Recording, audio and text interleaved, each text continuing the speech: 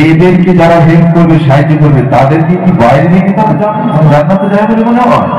সকলের সৌভাগ্য, কি মনোরম দৃশ্য, কি মনোরম দৃশ্য, বরকতময় দৃশ্য।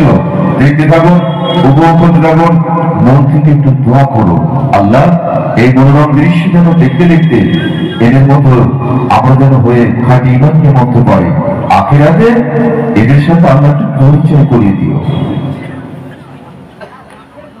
তৃতীয়, হাফেজ মোহাম্মদ আজমতুল্লাহ, হাফেজ মোহাম্মদ আজমতুল্লাহ মোল্লা, পিতা শাহাদুল মোল্লা লেগাসি, বারুইপুর, দক্ষিণ 24 পরগনা।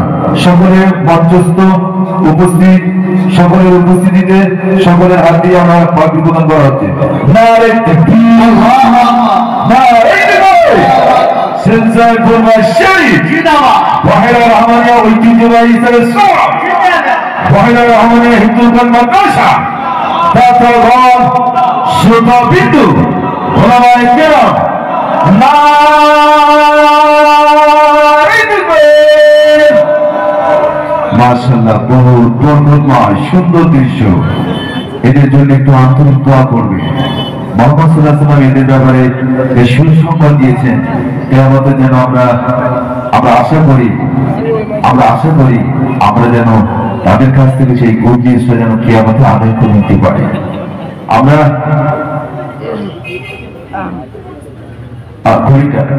ঘড়িটা একটু করিয়ে দেন সাহেব।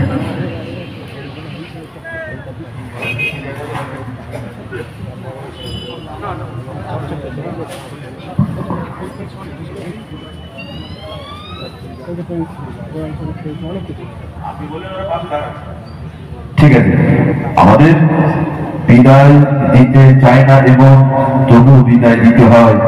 এটাই পৃথিবীর সমস্ত শিক্ষা প্রতিষ্ঠানের এটাই রীতি, এটাই ধারা। বিদায় দিতে চায় না এবং তবুও বিদায় দিতে হয়।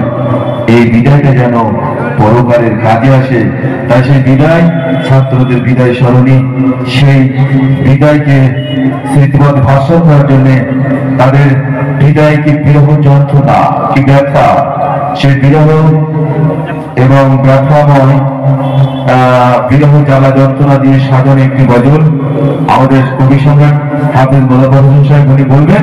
ছাত্রদের পক্ষ থেকে খুব অনুরোধ, ছাত্র তোমরা পাশে হুজুরের পাশে এসো, আজকে তোমাদের এই হুজুর গজলটা বলবে। আলহামদুলিল্লাহ, সত্যি খুব ভালো লাগছে।